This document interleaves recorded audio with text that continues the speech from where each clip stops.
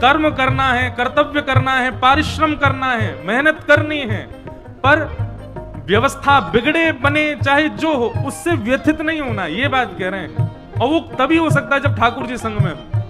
ठाकुर जी से विलग व्यक्ति कुछ भी करेगा परेशान होगा, उसके मिलने वाली सुख दुख से उसके चित्त पर असर पड़ेगा ही पड़ेगा।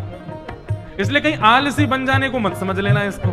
बुझाओ उठा के गाओ, उसको हर घड़ी आनंद ही आनंद है, उसको हर घड़ी आनंद। बोल द्वारिकाधीश की।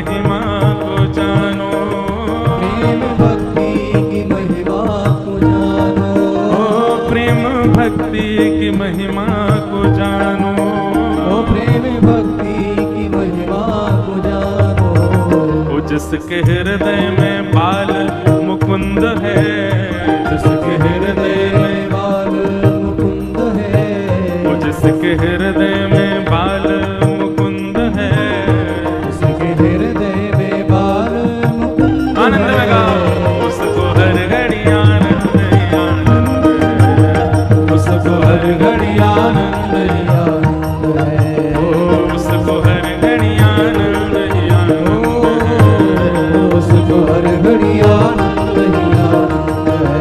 ओ श्याम प्यारे से जिसका संबंध है, श्याम प्यारे से जिसका संबंध है, उसको हर घड़ी आनंद ही आनंद है, उसको हर घड़ी आनंद ही आनंद है, उसको हर घड़ी आनंद ही आनंद है, उसको हर घड़ी आनंद ही आनंद है। आनंद वाले व्यक्ति के लक्षण बताए जा रहे हैं। निंदा चुगली ना जिसको सुहावे, निंदा चुगली ना जिसको सुहावे। एक बात हमेशा याद रखना, जो दूसरे के सामने तो बहुत बढ़िया है भैया, तो बहुत बढ़िया है, तेरा काम बहुत बढ़िया, चलो तेरे बालकन को देख करके तो मेरा सीनो चढ़ जाए, और जैसे ही वो आदमी दूर गया नहीं सुबह को 4 गाली दे, ऐसे इनसे ठाकुर जी बहुत दूर रहे हैं। इसलिए ये गुण जामे हो भैया, याकू मृत्यु आवे वासे पहले पहले ठीक करो। ये गुण यदि भीतर रह गया भगवत प्राप्ति में बहुत बड़ी बाधा बन जाएगी। नहीं तो जैसे हो प्रत्यक्ष भी वैसे रहो, पीछे भी वैसे रहो। कोई की निंदा करनो, स्तुति करनो, चुगली करनो, मुख पे प्रशंसा करनो, पीठ पीछे बुराई करनो, ये सब लक्षण ये होते सब में, बस किसी में थोड़ी मात्रा में होते, किसी में ज्यादा मात्रा में होते, ऐसा नहीं। निंदा चुगली ना जिसको सुहावे, निंदा चुगली ना जिसको सुहावे, हो बुरी संगत की रंगत न भावे, हो बुरी संगत की रंगत न भावे, बुरी संगत की रंगत न भावे, बुरी संगत की रंगत न भावे। जिसको सत्संग हरदम पसंद है, जिसको सत्संग हरदम पसंद है, जिसको सत्संग हरदम पसंद है, जिसको सत्संग हरदम पसंद है, उसको हर घड़ी आनंद ही आनंद है, उसको हर घड़ी आनंद ही आनंद है, उसको हर घड़ी आनंद ही आनंद है, उसको हर घड़ी आनंद ही आनंद है। ओ श्याम प्यारे से जिसका संबंध है, श्याम प्यारे से जिसका संबंध है, मुरली वाले से जिसका संबंध है, मुरली वाले से जिसका संबंध है, उसको हर घड़ी आनंद ही आनंद है, उसको हर घड़ी आनंद ही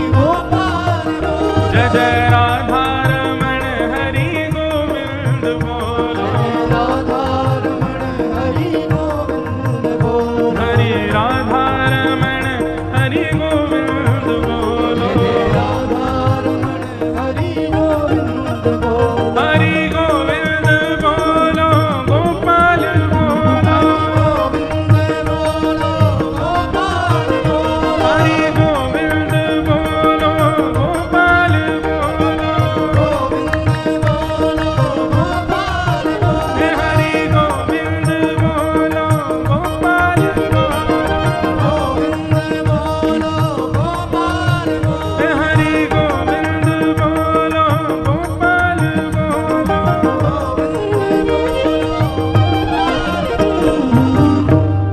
बोलो वृंदावन बिहारी लाल की जय। तो तापत्रय विनाशाय श्री कृष्णाय वयम नमः। ठाकुर जी की शरण में आने से जीवन में कष्ट आने कम हो जाएंगे, दुख आने कम हो जाएंगे, विपत्तियां नहीं आएंगी, बुरा समय नहीं आएगा, पीड़ाएं नहीं आएंगी, आप बीमार नहीं पड़ोगे, लक्ष्मी की खूब वर्षा होगी। ये सब केवल और केवल मन को प्रसन्न करने वाली बातें, सत्य कुछ भी नहीं है। इस पृथ्वी का नाम क्या है? दुखालयम शाश्वतम। क्या नाम है? दुखालय। क्या नाम है? जोर से बोलो, कहां नाम है? दुखालय। जहां पर हम बचपन में पढ़ने जाते थे उसका नाम क्या था? भोजन कहां करते हैं? कार्य कहां किए जाते हैं? चिकित्सा कहां होती है? और दुख जहां मिले वो दुखालय। जैसे चिकित्सालय में भोजन नहीं होता, चिकित्सालय में पढ़ाई नहीं होती, विद्यालय में भोजनालय नहीं होता, तो फिर इस दुखालय में सुख कहां से मिलेगा? ये तो वही बात हो गई कि आप हॉस्पिटल में भोजन ढूंढने गए हो। ये तो वही बात हो गई कि आपके हाथ में चोट लगी, बुखार लगा, और आप विद्यालय गए हो, वहां टीचरों से करो मुझे बुखार आ गया। अब टीचर तो पढ़ाना जानते हैं, वो बुखार थोड़ी उतार देंगे। ठीक वैसे ही जो संसार में आकर के सुख की कामना करें कि हमको सुख चाहिए, तो भैया ये तो है ही दुखालय, यहां सुख कहां से मिलेगा? बस सुख बना लिया जाता है अपने अनुसार। जैसे आज शोभा यात्रा में कूलर लगा के बनाया था नहीं, मैं कूलर लगा के इतनी व्यवस्था, मैं तो बार बार ये सोचूं व्यवस्था बनाई कैसे होगी। मुझे तो लगे अगली मथुरा की कथा में ये एसीयू चलेंगे, एक एक वहां पे बैठ करके। यूं मत सोचो महाराज जी ऐसे क्यों कह रहे हैं, मैं तो आनंद ले रहा हूं सब ब्रजवासी। मुझे बहुत अच्छी लगी, मैं अगली कथा बारे में बताऊंगा। भाई गर्मी में कथा हो तो एक एक रिक्शा में एक एक कूलर लेके चलो संग। तो सुख नहीं है भैया, सुख हम लोग थोड़ी क्षणिक सुख मिलता है हमको, और उस क्षणिक के लिए हम पूरी व्यवस्था करते हैं। थोड़ी देर का सुख भोगने के लिए हम पूरी व्यवस्था करते हैं।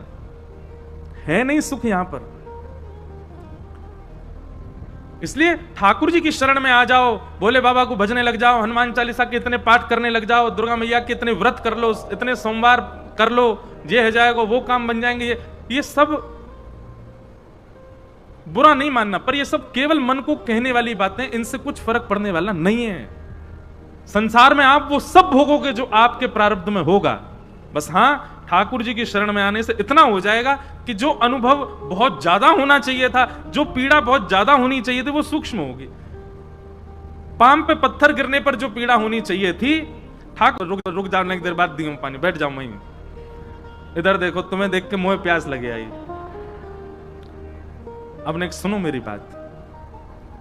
मान लीजिए आपने कोई क्रिया करके, या आपने किसी प्रकार के किसी विधान से, किसी निधान से, किसी व्रत से, पूजा से, या किसी भी प्रकार की कोई भी क्रिया करके अपने आने वाले कष्ट को टाल दिया, आने वाली विपत्ति को आपने रोक दिया, तो याद रहे, बांध पानी को रोक सकता है, लेकिन ओवरफ्लो होने पर बांध टूटेगा जरूर।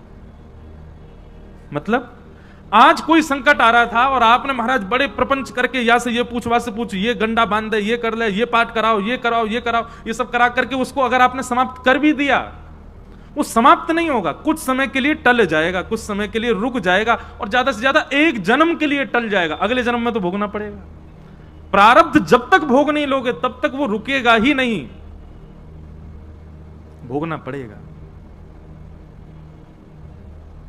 इसलिए मैं कभी कभी कथा में एक बात कहता हूं कि भाई छोटे मोटे दुख, छोटे मोटी पीड़ा, छोटे मोटे संकट जीवन में आते हैं ना, उसको भोग लिया करो तुरंत।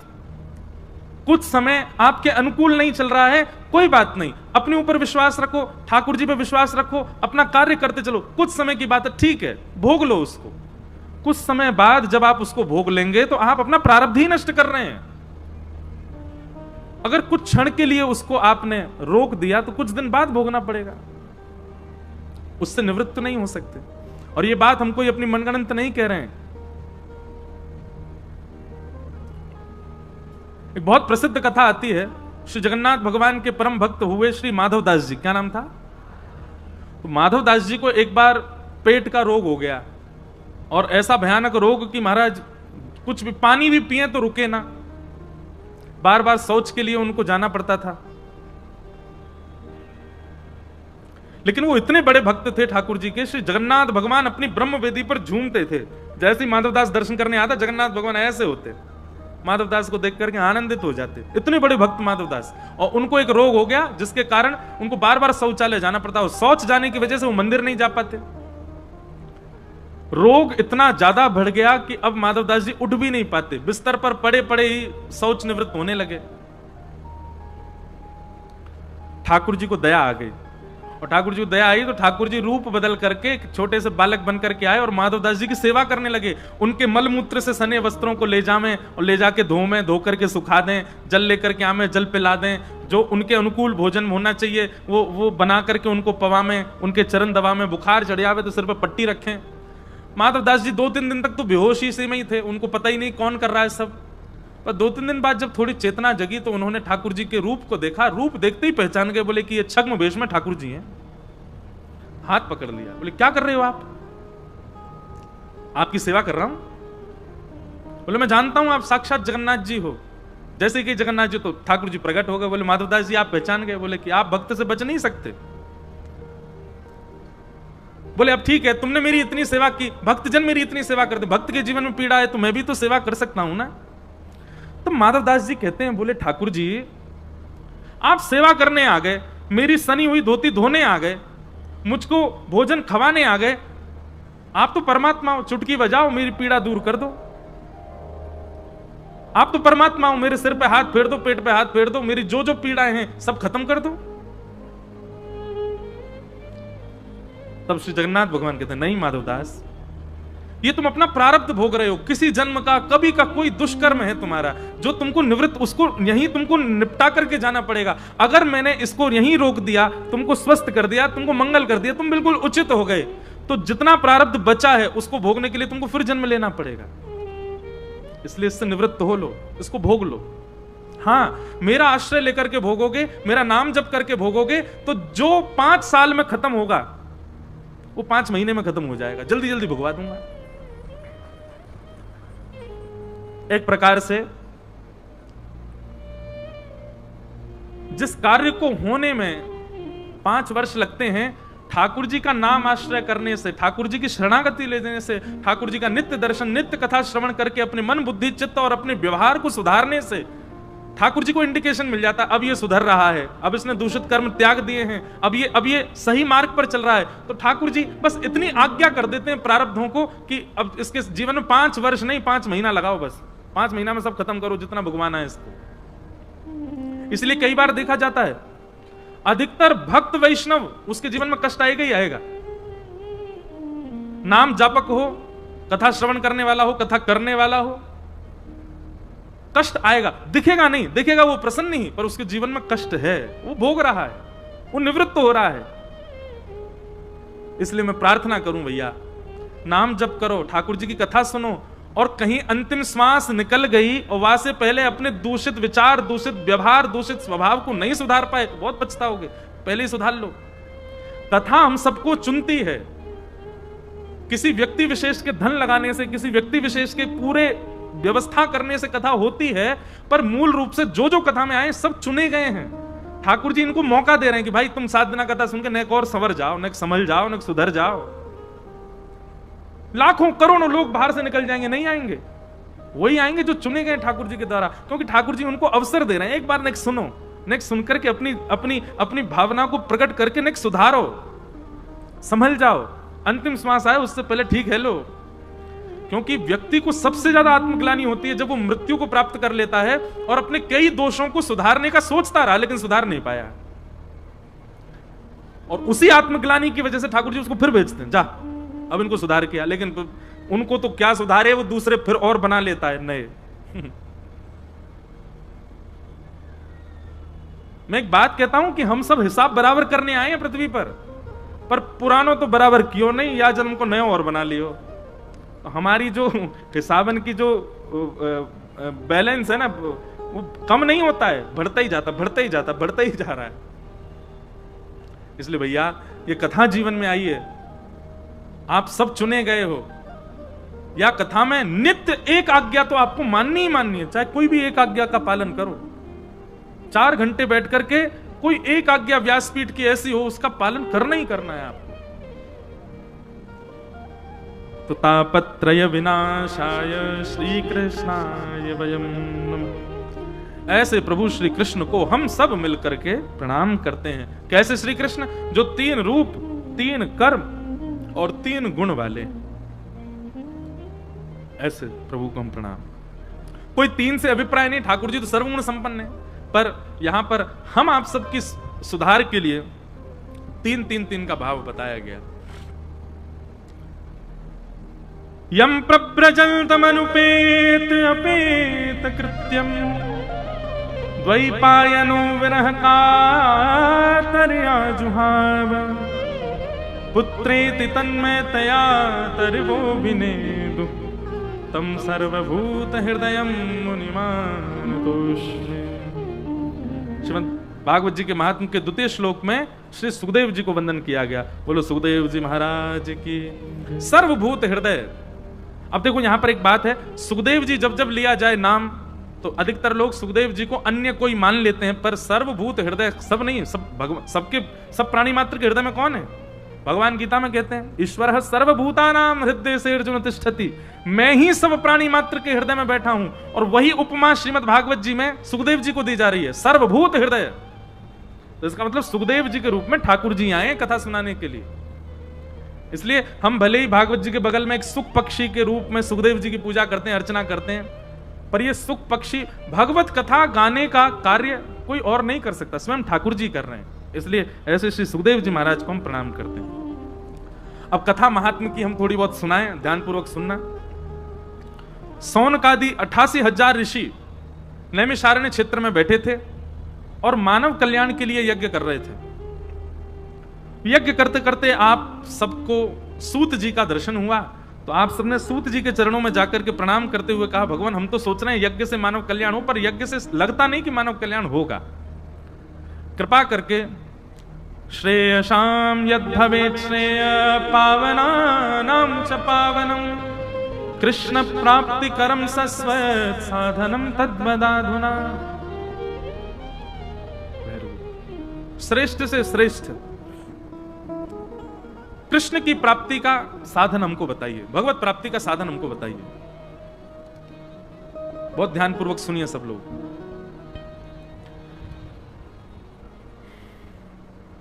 सौनकादि ऋषियों ने प्रश्न किया, श्रेष्ठ से श्रेष्ठ, पवित्र से पवित्र, इस कलिकाल में भगवत प्राप्ति कैसे कर सकता है मानव? क्योंकि मानव के पास समय नहीं है, इसलिए कृपा करके हमको भगवत प्राप्ति का साधन बताइए। कलिकाल में भगवत प्राप्ति कैसे मिल सकती है? तब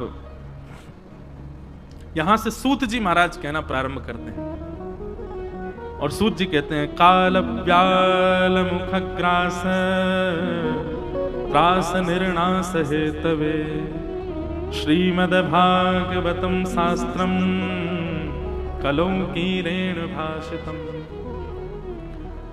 एक प्रकार से बहुत ध्यानपूर्वक ये बात समझनी है। कलिकाल में यदि भगवत प्राप्ति करनी है, भगवत दर्शन करना है, भगवत अनुभव करना है, भगवत कृपा का अनुभव करना है, तो आप भागवत जी की सन्निधि लिए बिना उसको नहीं कर पाओगे। श्रीमद् भागवत जी आपको श्रवण तो करनी पड़ेगी, चाहे सूरदास हो, चाहे मीराबाई हो, चाहे हरिराम व्यास हो, स्वामी श्री हरदास जी महाराज हो, हितरवंश महाप्रभु हो, रैदास हो, कुंभनदास हो, सबने भागवत जी का आश्रय तो लिया ही लिया। नींव है भागवत जी। अगर नींव मजबूत ना हो तो बिल्डिंग गिर जाएगी। आप जप पर बहुत विश्वास करते हैं, तप पर विश्वास करते हैं, साधना पर विश्वास करते हैं, यज्ञ पर विश्वास करते हैं, और सत्संग श्रवण में आपकी ज्यादा रुचि नहीं, कथा में आपकी रुचि नहीं, भागवत जी के प्रति वह भावना नहीं जो होनी चाहिए, तो निश्चित है भगवत प्राप्ति में बाधा बनेगी बनेगी। मतलब एक प्रकार से यह समझ लो, ईंट भी है आपके पास, पीओपी भी है, पेंट भी है, टेक्सचर भी है, लाइट भी है, एसी भी है, पंखा भी, सीमेंट की व्यवस्था नहीं है, खड़ी तो हो जाएगी बिल्डिंग, नेक हवा को झोंका है उसमें गिर जाएगी। तो मजबूती के लिए सीमेंट बहुत जरूरी है। ठीक वैसे ही आप नाम जप करो, नाम जप ईंट के समान है। ये सारी ईंटें हैं, नाम जप है, साधना है, व्रत है, अनुष्ठान है, यज्ञ है, ये सब ईंट हैं, पर इन सब के बीच में नेक नेक सीमेंट मतलब श्रीमद् भागवत रूपी सत्संग लगाते चलो तो मजबूती आएगी, नहीं तो ये कभी भी गिर सकते। एक प्रचंड हवा को झोंका आयो नहीं कि महाराज सब व्यर्थ है जाएगा। इसलिए श्रीमद् भागवतम शास्त्रम कलौकीरेण भाषितम। अब आजकल तो बहुत बातें कोड कर करके बोलना पड़ता है। कई लोग ये सोचेंगे बोले जी भागवत वक्ता हैं, अपनी कथा चलती रही इसलिए भागवत जी कोई प्रधान बता रहे हैं, भागवत जी कोई सर्वस्व, बिल्कुल नहीं, ऐसी कोई भावना ही नहीं है। आप आज कथा सुनो, कल से बिल्कुल मत सुनियो, 7 दिन सुन लो, बाकी बात बिल्कुल मत सुनियो। केवल श्रीमद् भागवत जी को घर में विराजमान कर लियो और नित्य भागवत जी का दर्शन कर लेना, केवल इतना आश्रय भी भागवत जी का ले लिया तो भी भागवत जी कल्याण करेंगे।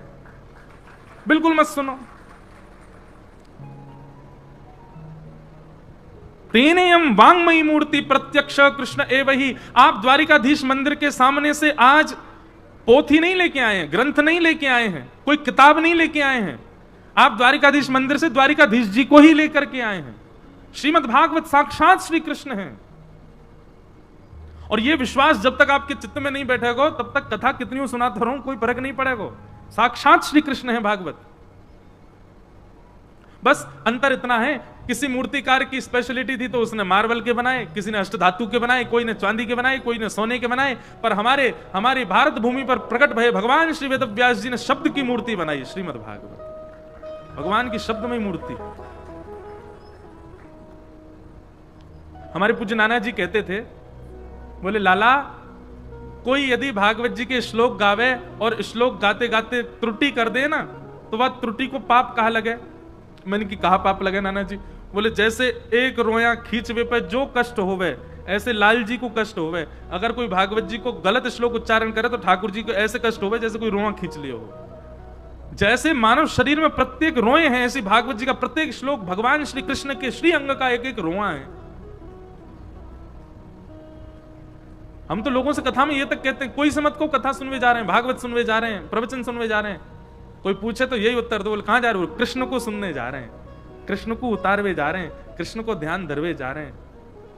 श्रीमद् भागवत प्रत्यक्ष कृष्ण है। सूत जी महाराज कहते हैं इस कलिकाल में यदि भगवत प्राप्ति करनी है तो भागवत जी का आश्रय लो। और भागवत जी का आश्रय लेने का मतलब सुनना भी नहीं है, भागवत जी का आश्रय मतलब चित्त में उतारना, अपने जीवन में इंप्लीमेंट करना। अब यहां से जाते ही अब आपकी दिनचर्या में आने लगे कि जो व्यास जी कह रहे हैं, जो कथा में सुन के आए वो अब घट रहा है, वो आप अपनी दिनचर्या में ला रहे हो। और जब तक आप ऐसा नहीं करोगे कोई उपयोगिता नहीं होगी कथा सुनने की।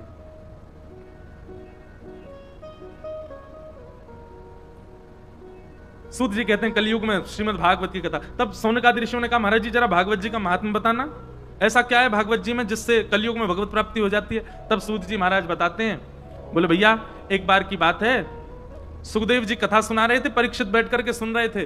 तभी देवताओं ने मन में विचार किया कि परीक्षित को 7 दिन में मरने का श्राप लगा है, अगर परीक्षित को हम अमृत पिला दें स्वर्ग का और उसके बदले हम कथा सुन लें। तो देवता सब अमृत कलश लेकर के कथा में आए और व्यास मंच पर बैठे सुखदेव जी से प्रार्थना की कि सुखदेव जी आप परीक्षित को कथा ना सुना के कथा हमको सुना दो, परीक्षित को 7 दिन में मर जाना, इसको अमृत पिला देते, नहीं मरेगा। तब व्यास मंच पर बैठे सुखदेव जी कहते हैं क्व स्वधा क्व कथा लोके क्व काच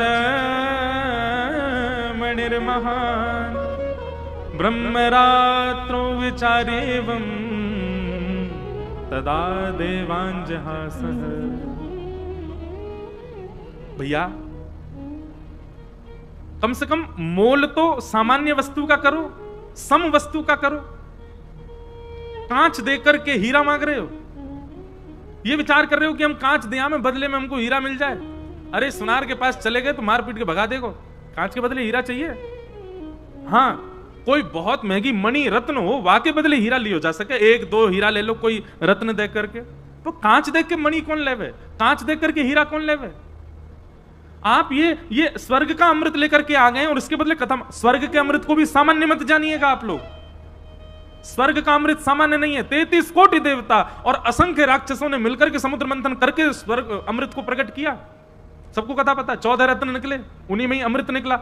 जिस अमृत की प्राप्ति के लिए देवताओं ने यत्न किए हो, जिस अमृत की प्राप्ति के लिए बासुकी नाग को रस्सी बनाया हो, जिस अमृत की प्राप्ति के लिए मंदिराचल पर्वत को भगवान कच्छप बनके, भगवान कछुआ बन करके अपनी पीठ पे मंदिराचल पर्वत धारण करते हैं, तब उसका मंथन होता है। और मंथन होके पहले अनेक रत्न निकले, वाके बाद अंत में अमृत निकला। इतना महंगा रत्न है अमृत।